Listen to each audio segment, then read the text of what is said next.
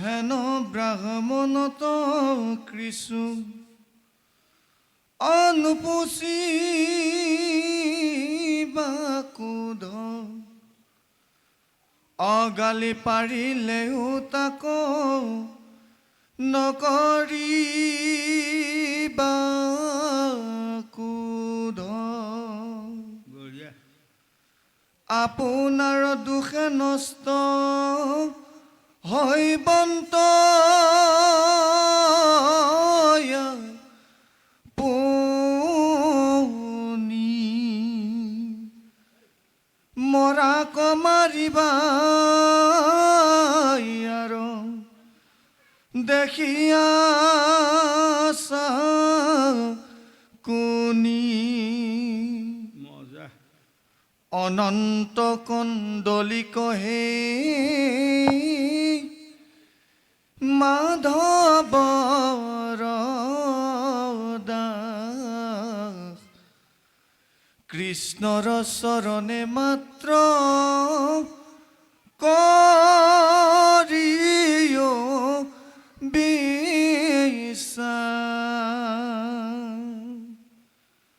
অৰামাই আপুনি ঈশ্বৰ হৰি কৰিবা নিষ্ঠাৰ ডাকি হৰি বোলা হওক পুৰুষ উদ্ধাৰ হৰি ৰাম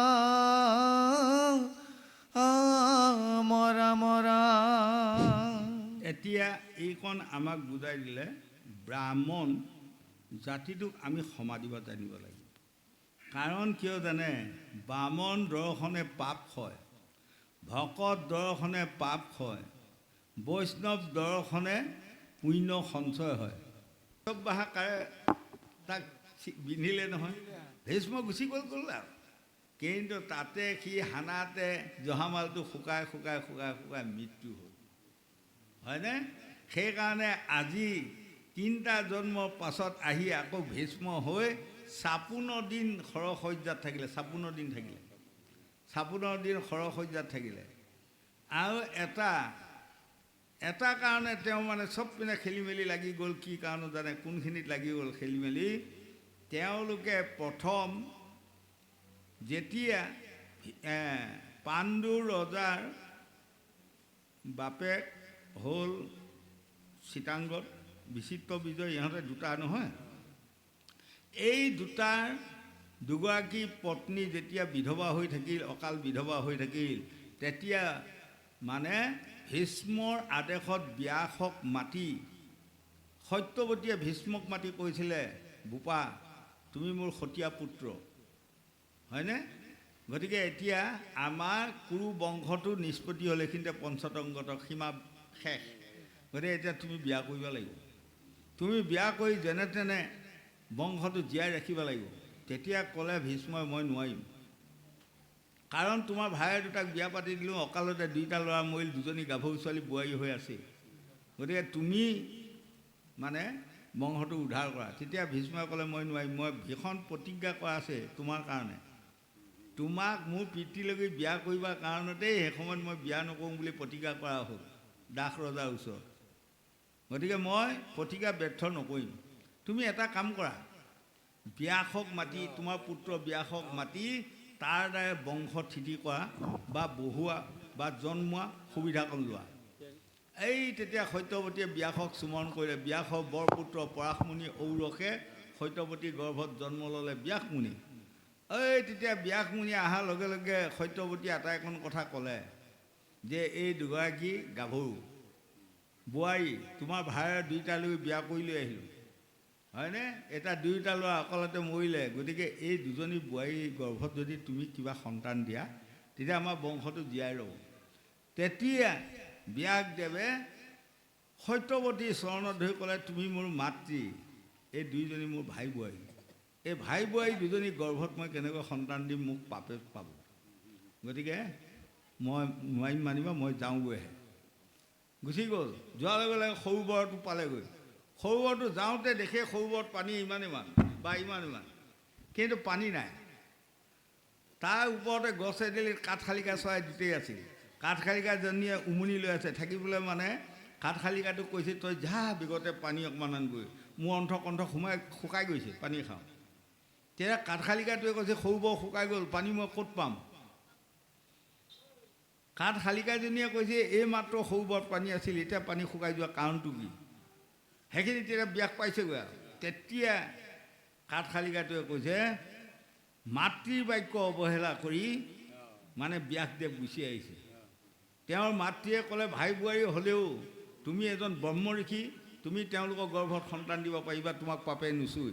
কিন্তু সি মানে নহ'ব বুলি মাতৃৰ বাক্য অৱহেলা কৰি আহাতে সৰোবৰ পানীটো শুকাই গ'ল। এই কথাখিনি যেতিয়া ব্যাসে গোটেইখিনি কাঠশালিকা দুটাৰ পৰা শুনি সেইখিনিৰ পৰা ঘূৰি গুচি গ'ল। হয়, ঘূৰি যায় মাতৃক কৈছেগৈ, তোমাৰ চৰণত দহিজন, তোমাৰ বাক্য অৱহেলা কৰি বৰ বেয়া প্ৰমাণ পালোঁ, গতিকে ভাই বোৱাৰী দুয়োগৰাকীকে ক'ব, তেওঁলোকে মোক ভাই সৰু বুলি লাজ কৰিবলগীয়া নাই, মই তেওঁলোকৰ গৰ্ভত সন্তান দিম। হয়নে? এতিয়া মই মুঠতে কোনো সিপিনে যোৱা নাই, ঢেৰ কথা। এগৰাকী গৰ্ভত পাণ্ডু, এগৰাকী গৰ্ভত ধৃতৰাষ্ট্ৰ।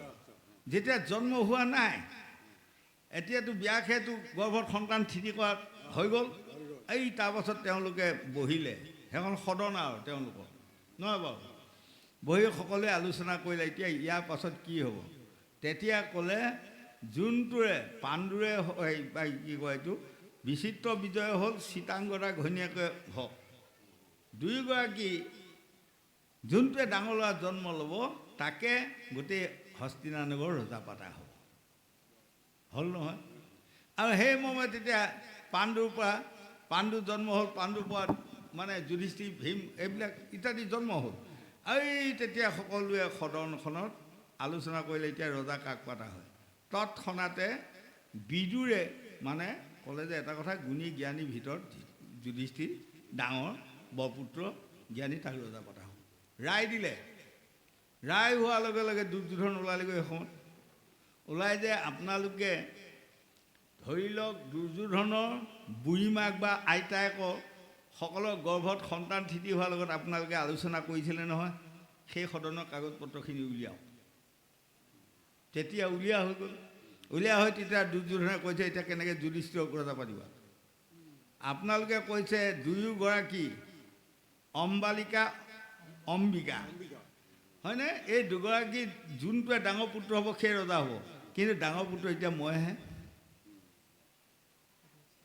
হয়, গান্ধাৰী ভাগৰ মই বৰপুত্ৰ, মই অম্বালিকাৰ পৰা তোমাৰ পাণ্ডু জন্ম হ'ল, অম্বিকাৰ পৰা ধৃতৰাষ্ট্ৰ জন্ম হ'ল, ধৃতৰাষ্ট্ৰৰ মই বৰপুত্ৰ। মই কৈছে, নহয় তুমি বৰপুত্ৰ, যুধিষ্ঠিৰহে বৰপুত্ৰ। কৈছে, যুধিষ্ঠিৰ বৰপুত্ৰ নহয়, কাৰণ পাণ্ডু ৰজা যদি নিজৰ পুত্ৰ হ'লে হয়, তেতিয়া মই তাক জ্যেষ্ঠ পুত্ৰ ৰজা পাতি মই ভৰি মালিচ কৰি থাকিলোঁ হয়।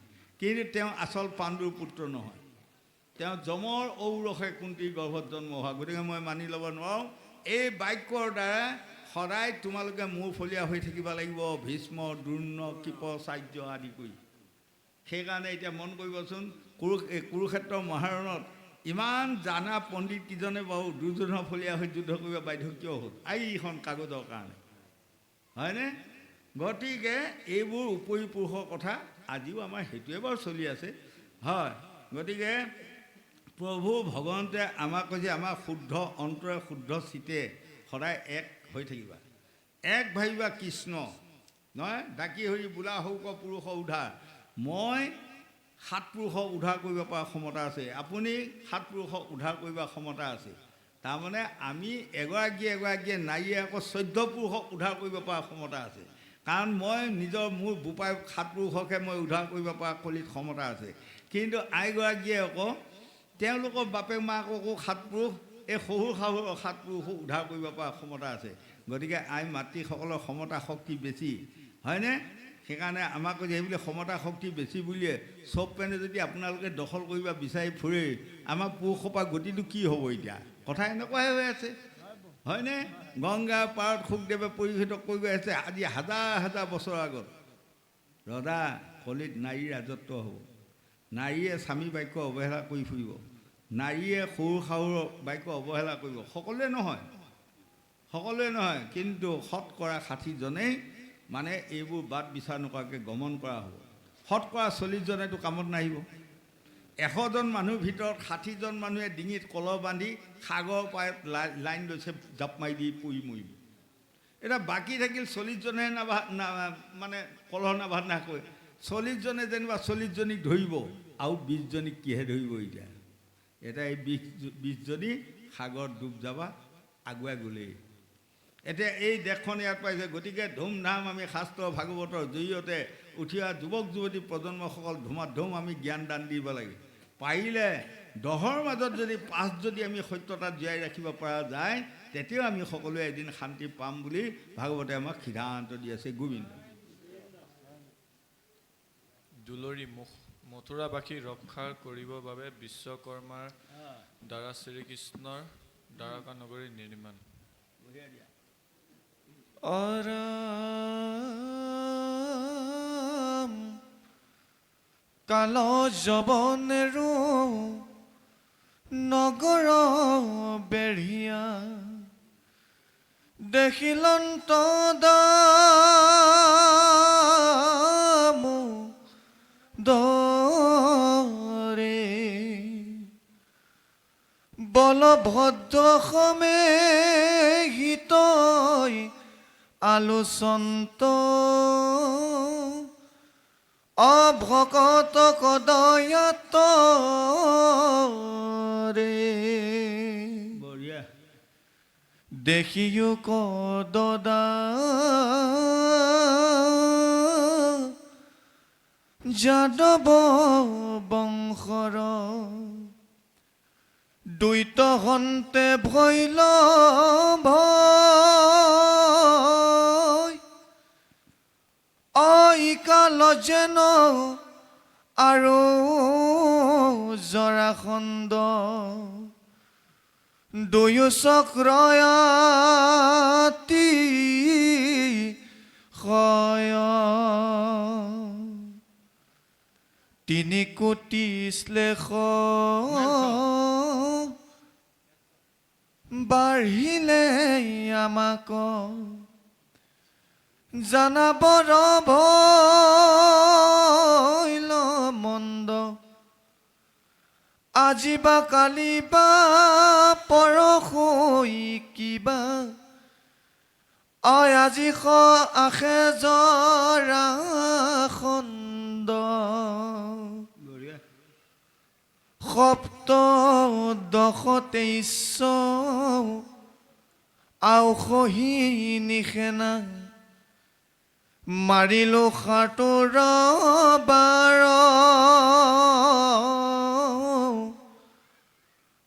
আৰু বা কতক সৈন্য আজি আহে নাজানো হুদুৰাচাৰ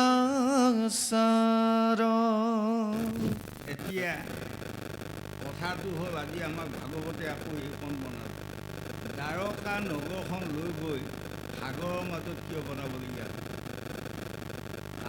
কাৰণ লৈ লৈহে কৰিবলগীয়া পায় যেতিয়া খাণ্ডৱ দাহন কৰে সেই সময়ত মহাদৈত্য পাই গ'ল নহয় পাই যেতিয়া এই দৈত্য ভয়ংকৰ দৈত্য দেখি পাশুপাত অস্ত্ৰ পাত ধুই ল'লে অৰ্জুনে মাৰিবৰ কাৰণে থাপ মাৰি কৃষ্ণই ধনুপাতত ধৰিলেই ইয়াক নামাৰিবা লাহেকৈ লৈ আহি পেলাই ইয়াক ৰথত উঠাইহে লোৱা তেতিয়া অৰ্জুনে কৈছে সখীয়ে কাৰণ কি দুৰ্ভাগ্য দৈত্য এটা ইয়াক মাৰিব নালাগে কৈছে নামাৰিবা তুমি লৈ আহা লাহেকৈ ধৰি পেলাই তাক ৰথত তুলি লোৱা ই মহাগুণী সেয়াই হ'ল মানে বিশ্বকৰ্মা অংশ সেই তাৰ দ্বাৰাই সৈতে ইন্দ্ৰপ্ৰস্থ ৰাজ্যখন 5 পাণ্ডৱক বনাই দিলে তলাতল য'ত পানী বুলি আপোনালোকে ধুতিখন কচাই এনেকৈ যাব আইসকলে গ'লে এয়া পানী বুলি পেলাই মানে মেখেলা কচাই ধুমাধুম যাব কিন্তু প্ৰকৃততে পানী নহয় এই যে কেনেকুৱা বিশ্বকৰ্মাই বুজাইছে মই দানৱ বিশ্বকৰ্মাই আকৌ কোনোবাখিনিত পানী নাই বুলি আমি ধুতি একে ধুনীয়াকৈ দিওঁ আইসকলেও মেখেলা একেবাৰে এৰি দেই যাই পেলাই তাত পানীত পৰোঁগৈ বাহ ৰাজা দুৰ্যোধনে সেইটো হ'ল নহয় হোৱাৰ লগে লগে সেইয়া কাৰণত এই যে প্ৰভু ভগৱন্তৰ লীলা সেইদিনা দ্ৰৌপদীয়ে হাঁহি দিলে।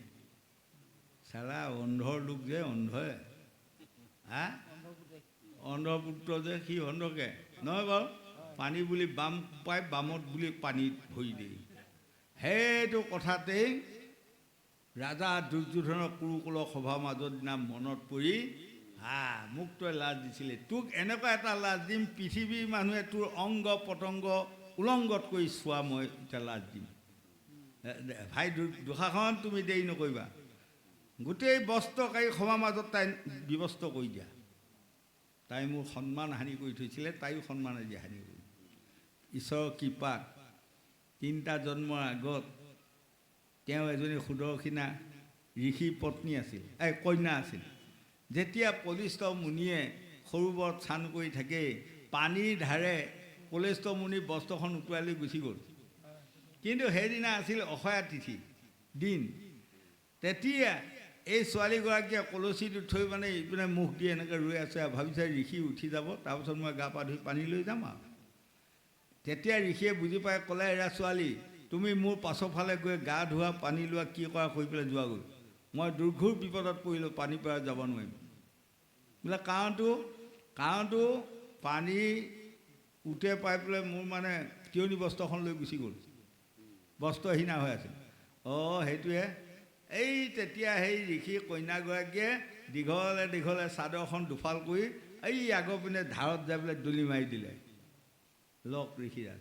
কিন্তু সেইদিনা যে অক্ষয়া তিথিত বস্ত্ৰ দান কৰিলে, অক্ষয়া তিথিত চাউল দান কৰিলে, অক্ষয়া তিথিত পইচা দান কৰিলে, 60,000 জন্মলৈ সেইটো বস্তু অভাৱ নহয়, য'তে যাব ত'তে পাব। ইমান ধুনীয়া। সেইকাৰণে মই প্ৰত্যেক বছৰে এইটো প্ৰচাৰ কৰিয়ে আছোঁ, হয়নে? এইটো জ্যোতিষশাস্ত্ৰ বস্তু মই প্ৰচাৰ কৰি আছোঁ।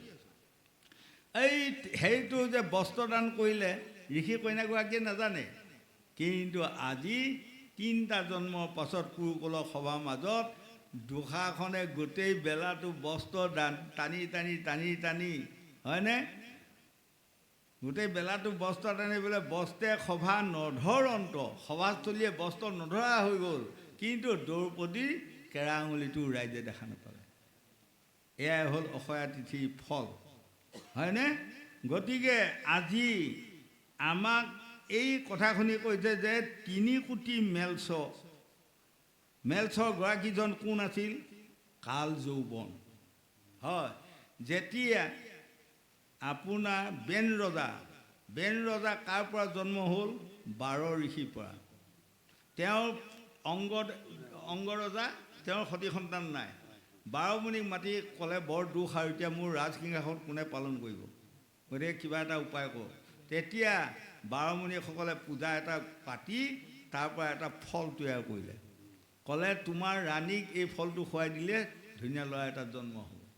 কিন্তু ল'ৰাটো জন্ম হ'ল, হোৱাৰ পাছত অলপ ডাঙৰ হোৱাৰ পৰা এনেকুৱা অত্যাচাৰী অজ্ঞানী বেন ৰজা হ'ল। তাক ৰজা পতাৰ পাছত এইপিনে যোৱা ভাই যদি আপুনি ডাঙৰ সৰু নাই, আপুনি যদি তাক কথা নিদিয়ে আপোনাক মাৰি বগাই থৈ গুচি যাব, পাৰিলে শেষকেই মাৰি থৈ যাব। অকৰা নুবোলে আৰু কিবা পাগলৰ সদিশা এনেকুৱা হ'ল। তাৰ বেজাৰতে অংগৰাজে ৰাতিৰ ভিতৰত পলাই নাইকিয়া হ'ল। ক'ত গ'ল কি হ'ল তাৰ অনুসন্ধান নাপালে আৰু। তেতিয়া 12 ঋষি আহি 12 মুনিয়ে আহি তেওঁক বুজাইছে। বুজোৱাৰ লগে লগে মানে উঠি 12 মুনিয়ে কয়, তোমালোকে মোক জন্ম দিছিলা বোলে? আমি জন্ম দিছিলোঁ। এতিয়া উঠাচোন, উঠা। আৰু খন্তেক পাছত যদি তোমালোকে নুঠা, তোমালোকৰ গতিটো খুব বেয়া হ'ব, বাহিৰোৱা মোৰ মহলৰ পৰা। লগে লগে 12 মুনিয়ে 12 ছাইডৰ পৰা 12টা চকুৱে যেতিয়া কোঠা দৃষ্টিয়ে চোৱাৰ লগে লগে তেওঁ মৃত্যু হৈ পৰি গ'ল, হয়নে? পৰি যোৱাৰ লগে লগে তেতিয়া 12 মুনিয়ে ক'লে, আমিতো জগত ফল তৈয়াৰ কৰি ইয়াক জন্মাইছিলোঁ, ইয়াৰ দেহত বাৰু কি আছে, দেহটো মঠি চাওঁ, হয়নে? মঠি চোৱাৰ লগে লগে এটি ধুনীয়া ল'ৰা ওলালে। তাৰ নাম কি আছিল? পিঠু। তাৰ পাছত বাওঁ হাতখন মঠোঁতে এগৰাকী কইনা ওলাল, নহয়নে? এইটো পাছৰ কথা হ'ল। আৰু সেই পিঠুকে কইনাগৰাকীকে নিমিষ পৰৰ ভিতৰতে ধুনীয়া ডেকা গাভৰু হ'ল। সিহঁতক বিয়া পাতি দি ৰজা ৰাণী পাতিলে সেইটো বেলেগ কথা। তাৰ আগমুহূৰ্তত বাওঁ হাতৰ আগ হাতৰ উৰটো ৰথাৰ লগে লগে ভয়ংকৰ এটা মানে কুৎসিত মেলছৰ জন্ম হ'ল। ইটো মথাৰ লগে লগে এজনী কুৎসিত মেলছৰণী জন্ম হ'ল। তেতিয়া সিহঁতে ক'লে আপোনালোক পিতৃ মাতৃ এতিয়া আমাক ক'ত জেগা দে। তেতিয়া সিহঁতক দিলে এইখিনি পৰ্বতৰ গুহাত তোমালোকক ঠাই দিওঁ, যোৱা আমচৈ পাহাৰ বা বঘা পাহাৰ তেনেকুৱা এটা আৰু তাতে ঠাই দিলোঁ।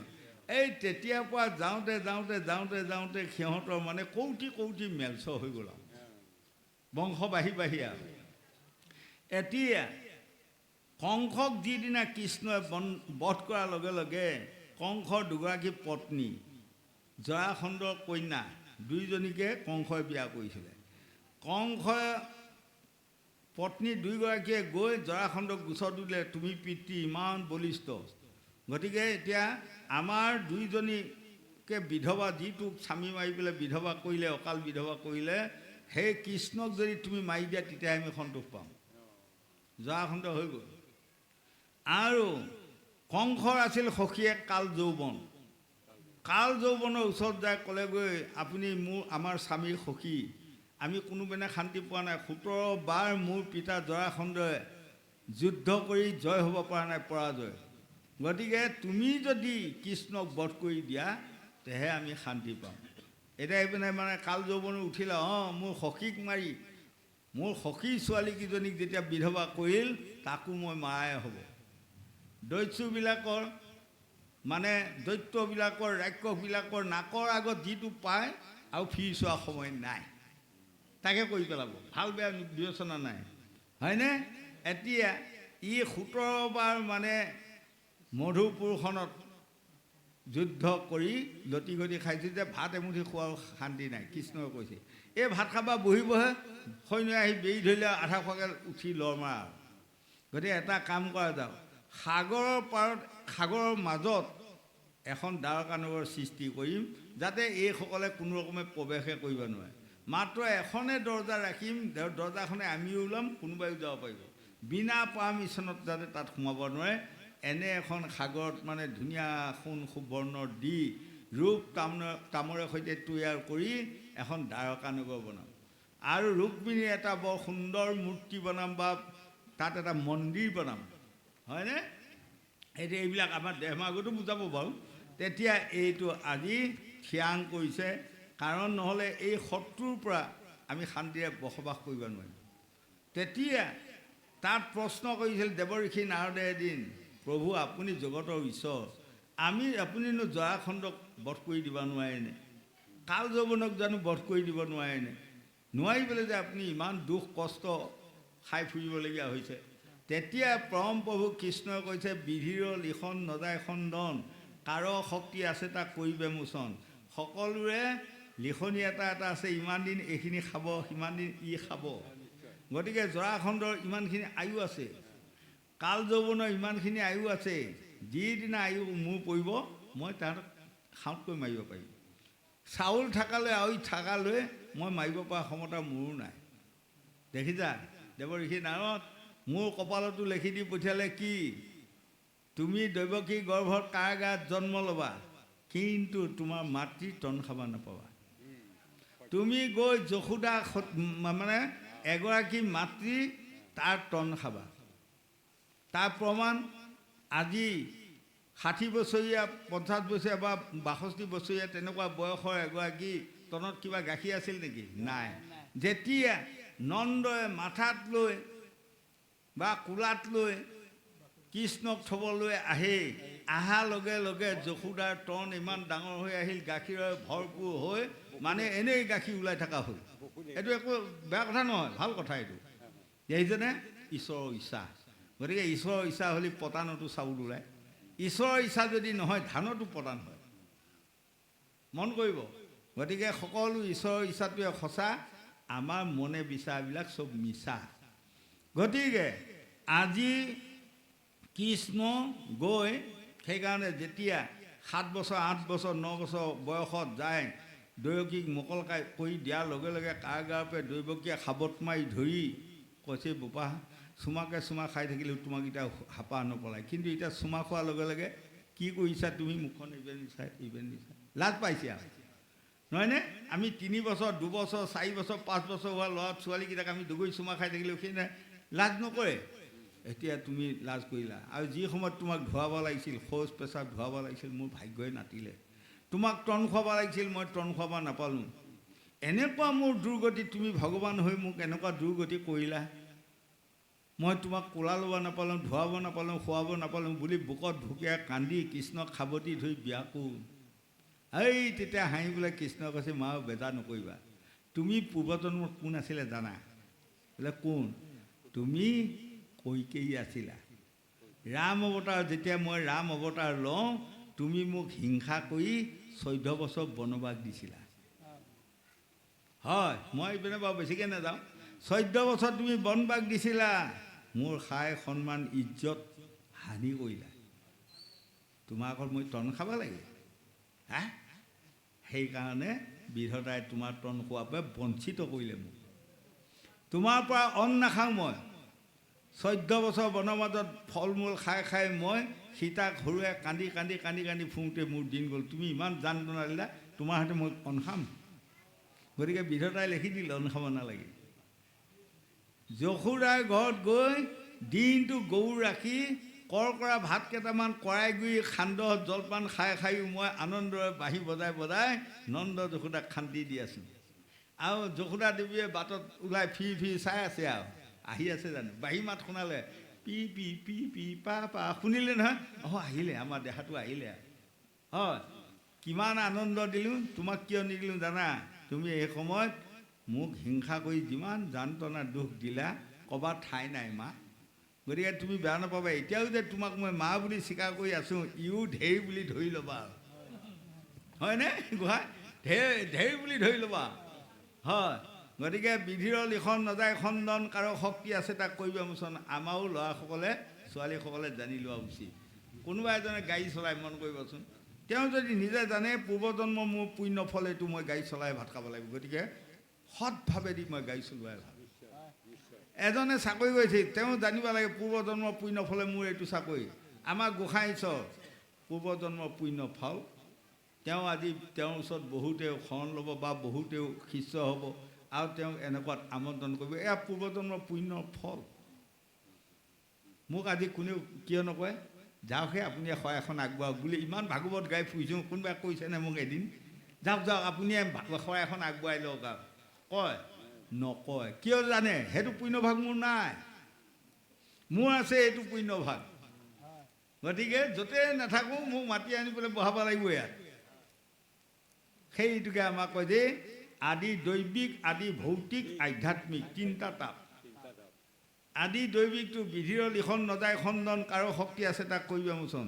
কোনোবা এজন মানুহ আকৌ ভাগৱত এনেকৈ আহিবা বিচাৰে, আকৌ ৰাইজে কি কয় জানে? তত বহি তাতহে বহিবা দিবগৈ, হয়নে নহয় গোসাঁই? কওক এই যে তেওঁ পৰজন্মত ভাগৱতক নিন্দা কৰা আছিল, এইটো জন্মত তেওঁ এনেকুৱা এটা দিগদাৰী কৰিছে, ভাগৱতৰ স্থলীত প্ৰৱেশ কৰিবাই নোৱাৰে। ৰাইজে নিদিয়ে, কোনেও প্ৰৱেশ কৰিব নিদিয়ে, লাহেকৈ লৈ যাই ছাইডত বহুৱাই দিব, হয়নে? এয়া হ'ল পুণ্য ফল। গতিকে ল'ৰা ছোৱালী, যুৱক যুৱতী প্ৰজন্মসকল ভাল কাম কৰিলে তাৰ পৰা ভাল পুণ্য ফল পাবই, আৰু বেয়া কাম কৰিলে তাৰ পৰা বেয়াটো ওলাবই। সেইকাৰণে আমাক কৈছে, সেই লোকসকল যদি মিঠাতেল খাব মন আছে, সহিয়া পিবা শিকক। সহিয়তহে মিঠাতেল ওলায় নহয়। আপুনি সৰু কিছুমান এই মাকৈ কিছুমান লৈ যাই পেলাই মিঠাতেল ওলাক বুলি পেৰি থাকিলে নহ'ব। য'ৰ পৰা ক'ৰ পৰা কি ওলায়? গাইৰ পৰা গাখীৰ ওলায়। মতা গৰু এটা গাখীৰ বিচাৰি পেলাই আপুনি যান্ত্ৰণা নিদিব, গাখীৰ তাৰ পৰা নোলায়। গাই গৰু এজনী পোহক, পোৱালি এটা জগক, তাৰপাছত গাখীৰ পাব, হয়নে? এই তদুপ আমি এইবোৰ ভাগৱতৰ জৰিয়তে বা 4 বেদ 14 শাস্ত্ৰ 18 পুৰাণৰ জৰিয়তে কথাবোৰ শুনি যদি আমি সত্যতা হৃদয়ত জীয়াই ৰখা হয়। এতিয়া মই অকণমান আগুৱাই গ'লোঁ, থুলমূলকৈ কৈছোঁ। যেতিয়া নহু প্ৰজা অজগৰ ৰূপী হৈ ঋষি সাপত পৰি আছিল, সেই সময়ত ৰাজা যুধিষ্ঠিৰক 5টা প্ৰশ্ন কৰিছিল। যদি এই 5টা প্ৰশ্ন শুদ্ধ উত্তৰ দিব পাৰা, তেনেহ'লে তোমাৰ 4টা ভাতৃকো মই উলিয়াই দিম আৰু ময়ো স্বৰ্গলৈ গুচি যাম। আৰু যদি এটা প্ৰশ্নও শুদ্ধ উত্তৰ নহয়, তেনেহ'লে তোমাকো মই গিলি থৈ ককা নাতি আমি সকলোৱে একেলগে নৰকত থাকিম। প্ৰথম প্ৰশ্নটোৱে দিছিলে আকাশনে ওখ, আকাশতকৈ ওখ কি? তেতিয়া ৰজা যুধিষ্ঠিৰে কৈছিলে পিতা স্বৰ্গ পিতা ধৰ্ম পিতাহি প্ৰণং তপ, আকাশেই ওখ, আকাশতকৈ মোৰ নিজৰ জন্মদাতা পিতৃ আৰু বহু ওপৰত। বোলে শুদ্ধ উত্তৰ। এই পৃথিৱীখন সদায় কোৰ কটাই মাৰি থাকিলেও কোনোদিনে ৰাগ নাহে, আহেনে বাৰু? এতিয়া আজিকালি চব পাকা ঘৰ হ'ল বুলিহে। নহ'লে মাঘৰ বিহু 15 দিনৰ আগৰ পৰা আমাৰ বোৱাৰীসকলে মাটি কঢ়িয়াই গুড়া কৰি থাকে, ঘৰ দিব মাটি, ভাল ভাল মাটি আনিব। হয়, গতিকে এতিয়া যেনিবা পাকা ঘৰ হ'ল আৰু মাটি কঢ়িয়াই ঘৰ লিপা মানে নাইকিয়া হ'ল, হয়নে? এতিয়া এই মানে এইবোৰ কৰ্ম ইমান সহ্যগুণী পৃথিৱীখন, তাতোকৈ সহ্যগুণী কোন? তেতিয়া কৈছিলে জননী জন্মভূমি স্বৰ্গাদপি গৰিয়সী, মোৰ মাতৃৰ নিচিনা সহ্যগুণী পৃথিৱীৰ একো নাই। এতিয়া আমাৰ আই মাতৃসকলে, আমাৰ গোসানীসকলে জানিব, তেওঁলোকৰ পুত্ৰ এটাই যদি তেওঁকে খং খাই বোলে গুচি যায়, দুটা বেয়া কথা কৈও যদি গুচি যায়, দুপৰীয়া ভাত খোৱা পাৰ হৈ গ'লে মাকে ভাতৰ কাঁহী আগত লৈ চকু পানী মুচি থকা দেখিছোঁ মই অসমতে। তাৰমানে ল'ৰাটো এতিয়াও আহি নাপাল, নহয় দেহাটো এতিয়াও আহি নাপাল, তেনেকুৱা। গতিকে আমাৰ ল'ৰা ছোৱালী যুৱক যুৱতীসকল এই পিতৃ মাতৃৰ এই দুখ বেদনাটো বুজিবাৰ যত্ন কৰিব।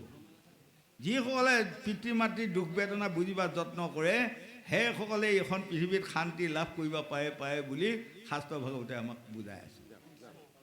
হা, গতিকে আৰু এই দুটা গ'ল। 3 নম্বৰ প্ৰশ্নটো হ'ল বায়ুৱে বেগী, বায়ুতকৈ বেগী কোন? তেতিয়া কৈছে মন, বায়ুতকৈ বেগীটো মন, শুদ্ধ উত্তৰ। 4 নম্বৰ প্ৰশ্নটো হ'ল আঙাৰে কোলা, আঙাৰতকৈ কোলা কি? তেতিয়া কৈছিল আঙাৰতকৈ কোলাটোৰ নাম কলংক, হয়নে? তাতকৈ আৰু কোলা বস্তু নাই। কলংক কেতিয়া লাগে জানে? আমাৰ ডেকা গাভৰু কালত, অকণমান ডেকা গাভৰু কালত ভুলক্ৰমে যদি কাৰোবাৰ গাত কলংকৰ দাগ এটা বহিল, সেইটো আৰু আলকাটাহে লাগিল আৰু সি কেতিয়াওতো আৰু মানে সয়বই নাযায়। কিন্তু গতিকে সাৱধান, শিশুকাল, যৌৱনকাল, বৃদ্ধকাল, জৰাকাল, আমাৰ 4টা কালৰ ভিতৰত যৌৱন কালটোতে কিন্তু কলংকৰ দাগে লম্ভিবা আমাক বিচাৰি ফুৰে। সেই সময়ত যদি তাৰপৰা আমি বাচি যাওঁ তেহে বাচিম। আৰু 5 নম্বৰ প্ৰশ্নটো দিলে গাখীৰেই বগা, গাখীৰতকৈ বগা কি? বোলে গাখীৰেই বগা, গাখীৰতকৈ বগাটো নামে হ'ল সত্য। গতিকে সেই ল'ৰা ছোৱালী যুৱক যুৱতী প্ৰজন্মসকল সকলোৱে সত্যটো যদি হৃদয়ত জীয়াই ৰাখা, তেনেহ'লে আপোনালোকে সকলোৱে বুকু ফিন্দাই ক'ব পাৰিবা এইখন পৃথিৱীত মই য'তে যাম ত'তে মৰম চেনেহ আদৰ সকলোৰে পামেই, হয়নে? এইটোৱে হ'ল সত্য। গোবিন্দ অৰাম আমি দুই ভাই ইহাক যুজন্তে, যদি আহে জৰাসুত বান্ধৱ গণক কাটি মাৰি জুনু, দুৰ্গতি কৰে বহুত,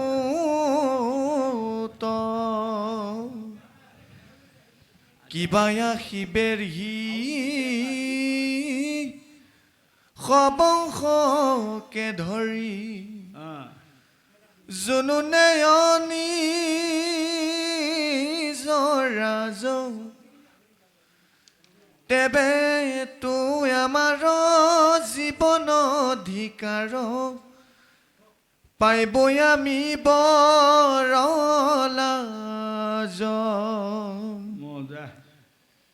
হেন জানিয়াগে ভকত ৰাখিতে কৰোয়া যিয়ে কাজ, মনুষ্য যেনে যেন লংঘিতে নপাৰে সাজিব দুৰ্গ মৰাজ, বন্ধু গণ মানে থৈ আহে হিতখানে, যৱন লৈব প্ৰাণ, এহি আলুচিয়া কমল নয়ন, চিন্তিলন্ত সাহিত খান বঢ়িয়া। বিশ্বকৰ্মাক আদেশ কৰিলা অসাজিও মোৰ গণৰ সমুদ্ৰ মধ্যতয়াতি মনোহৰ অসৰ্বজনৰুচি কৰ। এতিয়া আজি বিশ্বকৰ্মা মই দানৱক মাতি আদেশ কৰিলে যে এই সাগৰৰ মাজতে এনেকুৱা এখন নগৰ তৈয়াৰ কৰক যাতে বামনসকল আহি থাকিব পৰা সকলো পিনে সা সুবিধা ঘৰ বাৰী থাকিব, ক্ষেত্ৰীয়সকল আহি ৰক্ষণাবেক্ষণা দিব পৰা সা সুবিধা থাকিব, বৈশ্যসকলে বেপাৰ বিজনেছ কৰি আনি মানে সকলো নগৰৰ লোকসকলক কৰি মানে সন্তুষ্ট কৰিব, আৰু শুদ্ধসকলে সদায় ভগৱন্তৰ নাম লৈ কেনেকৈ মঠ মন্দিৰ, তেতিয়াৰ পৰা মঠ মন্দিৰ হয়নে, তেতিয়াৰ পৰা সেই মঠ মন্দিৰ নামঘৰ আজিও আছে। আৰু তাৰপাছত গুৰুজনা শংকৰদেৱে কিছুমান নিষ্ক্ৰিয় হৈ যোৱা আকৌ তেওঁ সক্ৰিয় কৰিলে, তেনেকৈ আজিও চলি আছে আৰু চলি থাকিব।